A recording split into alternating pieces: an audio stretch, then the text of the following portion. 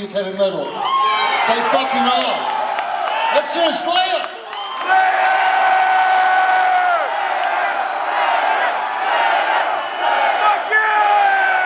Actually, let's change that chant. I'm gonna bring someone else up. Let's do this chant. Kerry fucking King!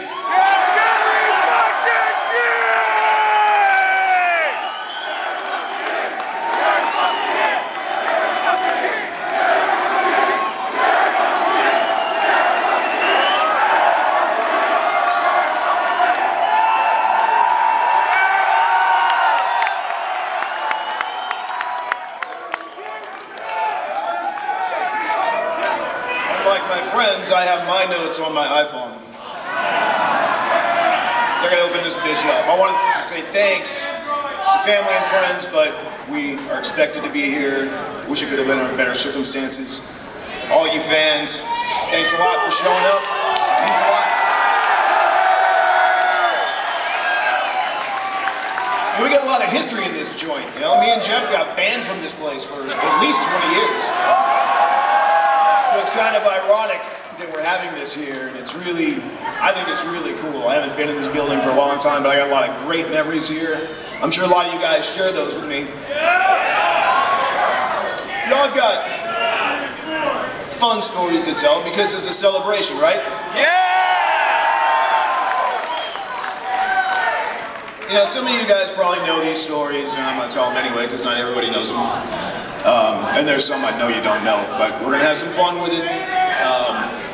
When I met Jeff, I went to I don't know what you said. When I met Jeff, I went to an audition for this band, and I was looking in a paper called The Recycler. You guys remember The Recycler? I don't even know if it still exists, I'm stupid, but you know, I used to get that thing religiously, like weekly. And if you wanted to get in a band, you know, they had some pretty good ads in there, so you'd look and, you know, see what was up. So I made this call, I went and auditioned for this band. It was really fucking horrible.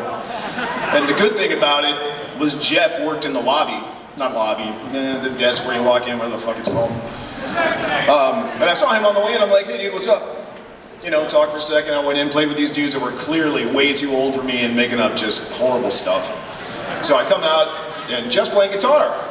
I went, that's very interesting. Yeah, I play guitar, and you know, he's playing songs that I know. Like way back then, it's like, you know, Def Leppard, Wasted, you know, Highway Star, old stuff, you know. And I'm like, you ever think about getting in a band? And you know, we exchanged numbers and talked on the phone, because that's what you did back then. And you know, it became history. But it's such a funny story. I met him auditioning for another band, and he's working in the building I was at. But that's how I met my man, and that's how we started Slayer, and we just never looked back from there.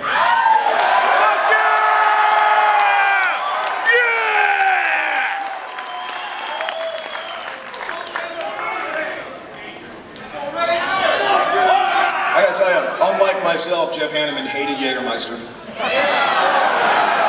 And warm Jägermeister, I'm pretty sure everybody hates it. And that's what this is, but I had to come up here with something to cheer my fucking lost friend.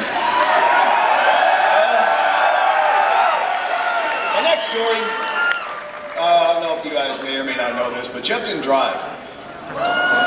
Jeff didn't have a car, he didn't have a driver's license. I think it was around 16, if I'm not mistaken, 16, 17, and probably 16, so I met him when he was 17. And you know, he had a driver's license once, and I think he had like 2, you know, drunk driving convictions, and he said, that's it, I'm not driving no more, which is probably better for all of us.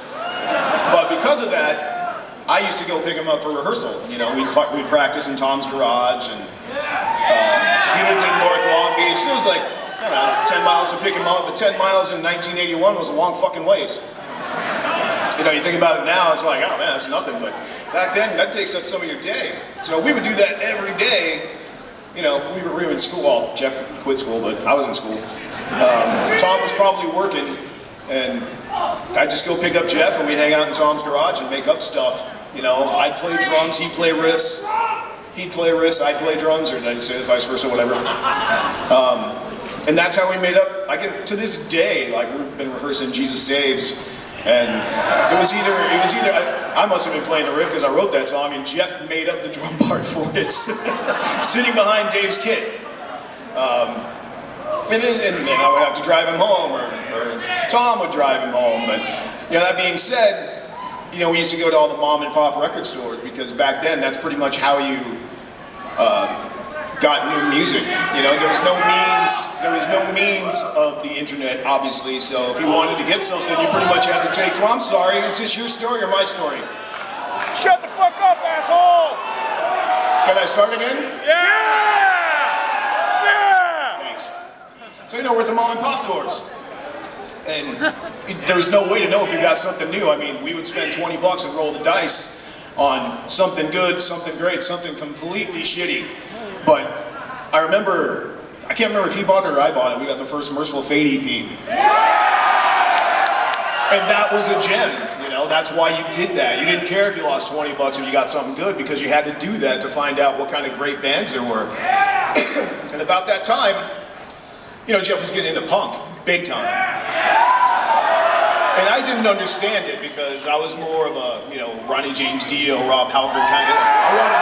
I like the middle music with the singers, and punk seemed like a cheap down version with shitty singers. Yeah! But that's what it's supposed to be, and I didn't get it for a long time. And Jeff was my doorway to punk, and it really helped Slayer become kind of the bridge between the metal kids and the punk kids. And I gotta tell you, when he shaved his head, I was pissed. How can you be in a metal band with a dude with a shaved head? It totally upset me. But that's who Jeff was, like Dino said. He's like, I'm shaving my head. And it was great, because that's what Jeff gave to us. What else didn't I cover? I just said, this is good. I thought of this one. We came down today, me, my wife, a couple friends, and we're telling Jeff stories, and it sparked the idea for me to tell this one. But I think there's an open mic later, and I hope some of my friends tell some of the stories they told on the way down here, because I was laughing in traffic like I was going to get in an accident. It was awesome. But my first story starts, I was 80, I know it was 88, because we were on South to Heaven, and some of you guys were probably at this tour. It's when we picked up the West Coast for Judas Priest. They were on the Ram It Down tour, and for some reason they decided to take out Cinderella on the beginning of that run. And I never understood it. I thought it was the silliest thing I ever heard. So that was doing shitty. And then we get the call to go open for Judas Priest. And Judas Priest was like, to this day, like if I get all crazy and nervous around people, it's Priest or Sabbath. That's pretty much it. So we get on this run. We did the last 13 shows. I don't even know if my wife knows this story, but we were at some bar, as we usually were, and it was me, Jeff, our tour manager, and I don't know who's in the car, but our tour manager's got to rent a car. And you probably know I hold my liquor well. I'm not usually a problem. This day I was a problem. And Jeff wore the brunt of it. It's pretty cool. I'll continue. We're at this place, and I think it was even the Judas Priest crew, and I was so excited to be hanging out with the Judas Priest crew because they knew Judas Priest, I was just like, fuck yeah! So I probably had a little too much fun. So we get in the car to go back to the hotel, wherever the hell it was, and Paul Spriggs is driving, and he puts me in the back seat, and I had a little too much, which isn't usually my style, and but I'll say, as I'm about to say, I said, Paul, I think I'm gonna throw up. Don't put me in the back seat. I'll throw up quicker. He's like, no, you never throw up. You're fine. So I let it go for a mile. I'm like, listen, dude, I think there's gonna be an episode here. And he just didn't want to hear it from me. He's like, you're fine. You hold your liquor great. And I said, Paul, I'm gonna tell you something. I'm gonna puke in this rent-a-car. And he wouldn't do anything about it. So it was that time. At least I'm at a window seat. I start to roll down the window, and it's one of them fucking child windows. It only goes down like halfway. And luckily back then I didn't have all this, or it would have been much worse. So, I'm doing my best to get this puke out of the the car. And, it didn't make it. Maybe a little bit made it. It's on my arm, it's on my chin, all over the place. And Hanneman's sitting next to me, and he says, dude, that's the best thing I've ever seen. And I'm just like, I'm all pissed off, and I got puke all over my arm, and I just said, oh yeah? I reached over and I wiped it on him. He's like, ah, that's the best thing ever! So he was really stoked to have my puke on him because he had such a good time that day, and I'll never forget that story, and the ride down today made me remember that again. I haven't told that in a long time, but that was one of the first fun stories like that. And I have one more.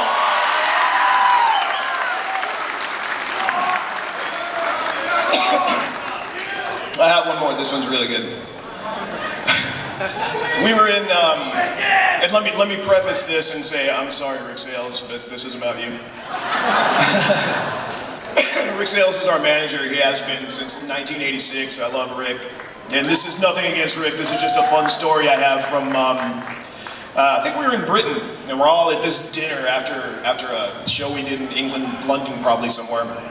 And I mean, head honchos, you know, it was me, Jeff, Dave, Rick Sales, the promoters, and, you know, probably record people from the British record label, whatever the hell that was at the time. So we're there, and me and Jeff, you know, we'd always sit in bars, and we'd pick shit up and throw it in people's drinks, and I think that day, it was either peanuts or peas or something, and nobody's eating them. Nobody wants peas at a Slayer table. I don't know what the fuck they're there for, so, you know, we made them weapons. And, you know, we're just throwing peas in people's drinks, and we were pretty damn good at it. So at one point, Rick decided he had enough, and he went to the bathroom. And me and Jeff was sitting right next to me again. And we didn't know what was going on. Yeah, Rick's going to the bathroom, he's going to do his thing, whatever. So we're just doing our thing, and we didn't even notice when Rick came back in, and we were sitting against the wall. And Rick comes back in with like a cloth napkin, you know, like you get in a restaurant, you took it in the bathroom and just doused it with water. And he fires it at us. Because he had enough of me and Jeff. And right between us, smack on the wall. And I went, really? They're gonna try it on me and Jeff. And I go, Jeff, we should throw it back. He's like, you throw it, you're gonna hit him. And I'm like, you think? He's like, throw it, do it. And he's looking at me, and he doesn't even have time to look up before I stood up and fired it back and hit my friend Rick Sales right in the fucking forehead. And it was loud enough for the entire restaurant to know what happened. And Jeff missed it. I look back, I'm like, dude, I already did it. He's like, fuck! But what I'm getting at, Jeff is a character. And I have, you know, a million stories, and it takes a while to get to all of them. I wanted to share those two with you. What else I got here? Oh yeah, you know this. Jeff hated being famous. You know, but, you know, he loved being on stage, and that's, you know, I love being on stage too. That's why we do what we do. You know, and he might have grumbled about it, but if you hit him up for an autograph in the picture, he always made time for you guys.